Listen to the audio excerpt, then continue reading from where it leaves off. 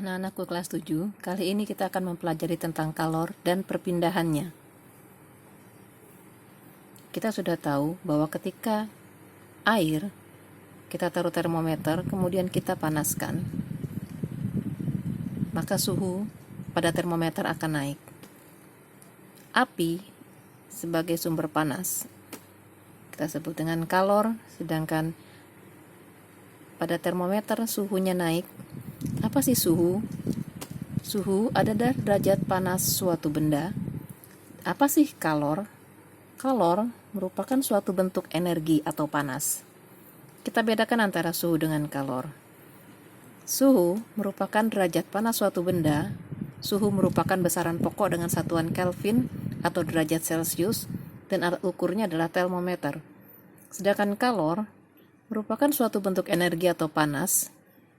Kalor merupakan besaran turunan dengan satuan joule atau kalori, dan banyaknya kalor pada suatu benda biasanya kita ukur sebagai suhu. Kalor dapat mengalir atau berpindah dari suatu benda yang bersuhu tinggi ke benda yang bersuhu lebih rendah. Kalor dapat mengubah suhu suatu benda dan dapat mengubah wujud suatu benda. Ketika benda menerima kalor, maka suhunya akan naik. Sedangkan ketika benda melepaskan kalor, maka suhunya akan turun. Ketika suatu benda menerima kalor, maka yang terjadi adalah perubahannya bisa melebur atau mendidih. Sedangkan ketika suatu benda melepaskan suatu kalor, maka benda tersebut akan membeku atau mengembun. Untuk mengukur banyaknya kalor dapat dirumuskan dengan rumus Q sama dengan M kali C kali delta T. Q adalah kalor pada suatu benda dengan satuan joule, M adalah massa benda dalam satuan kilogram, C adalah kalor jenis dengan satuan joule per kilogram derajat Celcius, sedangkan delta T adalah selisih suhu benda, satuan derajat Celcius. Atau bisa juga untuk menghitung C itu sama dengan Q per M dikali delta T. C adalah kalor jenis benda. Apa sih kalor jenis benda? Kalor jenis benda adalah banyaknya kalor yang diperlukan oleh setiap 1 kg benda untuk menaikkan suhunya 1 derajat Celcius. Oke, kita latihan soal di sini. Pertanyaannya, berapakah kalor yang diperlukan untuk menaikkan suhu 5 kg air dari suhu 20 derajat Celcius hingga 50 derajat Celcius dengan kalor jenis airnya 4200 Joule per kilogram derajat Celcius. Maka yang diketahui adalah massanya 5 kg, suhu awal 20 derajat Celcius, suhu akhir 50 derajat Celcius, dan kalor jenis air 4200 Joule per kilogram derajat Celcius. Maka kita dapatkan delta T atau selisih suhunya adalah 30 derajat Celcius. Yang ditanya adalah berapa banyak kalor yang diperlukan. Jawabannya, rumusnya tadi Q sama dengan M kali C kali delta T. Maka kita kalikan 5 dikali 4200 dikali 30, maka dapatlah 630.000 Joule. Atau kita jadikan kilojoule menjadi 630 kilojoule.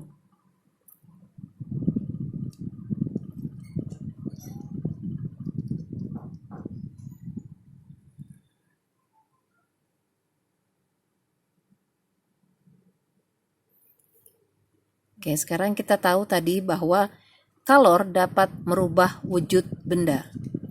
Wujud gas kita tahu ada gas, cair, dan padat. Yang pertama, ketika bentuk padat berubah menjadi cair, maka kita sebut dengan proses melebur. Cair menjadi gas kita sebut dengan menguap. Sebaliknya, gas menjadi bentuk cair kita sebut mengembun. Cair menjadi padat kita sebut dengan membeku. Padat menjadi gas kita sebut dengan menyublim. Dan sebaliknya, gas berubah menjadi bentuk padat kita sebut dengan mengkristal.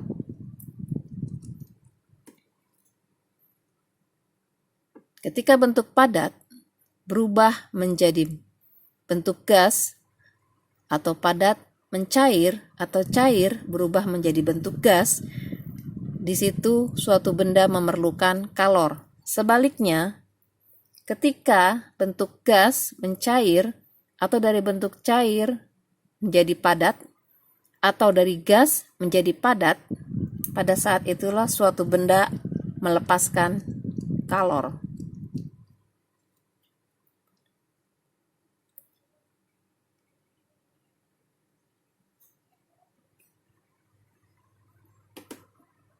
Definisi menguap atau penguapan, peristiwa meninggalkannya molekul-molekul zat cair dari kelompoknya. Menguap dapat terjadi pada sembarang suhu. Sedangkan mendidih adalah peristiwa terjadinya penguapan di seluruh bagian zat cair. Mendidih terjadi pada titik didih zat cair tersebut. Pada waktu mendidih, suhu zat tetap meskipun diberi kalor. Cara untuk mempercepat suatu penguapan, satu adalah memperluas permukaan zat cairnya.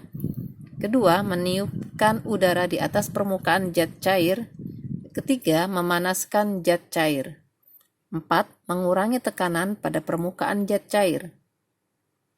Oke, kita perhatikan di sini ketika suatu air di satu tempat kemudian kita panaskan sampai suhunya mencapai satu titik didih tertentu. Ketika dipanaskan, maka titik didihnya tetap.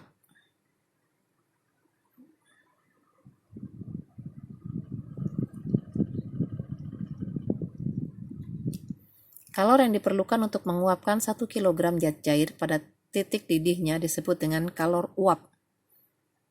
Besarnya kalor uap sama dengan besarnya kalor embun. Sedangkan besarnya kalor lebur itu akan sama dengan besarnya kalor beku. Untuk menghitung kalor pada perubahan wujud zat, Q sama dengan M kali U, atau Q sama dengan M dikali L, atau L sama dengan Q per M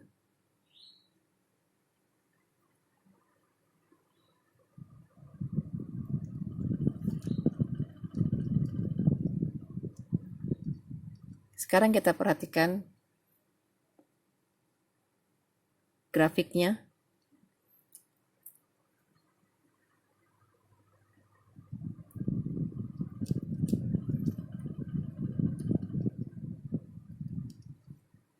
Oke. Di sini yang terjadi adalah kenaikan suhu. Sedangkan di sini suhu tetap, tidak ada penaikan, dan di sini terjadi kenaikan suhu lagi.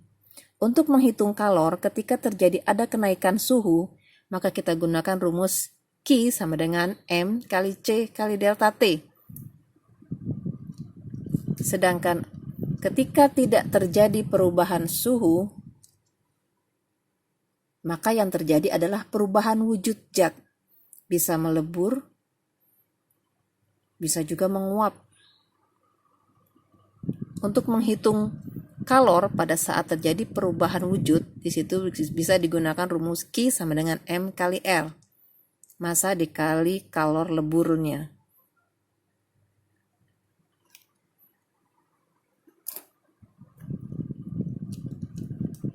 Oke, demikian untuk penjelasan untuk kalor kali ini.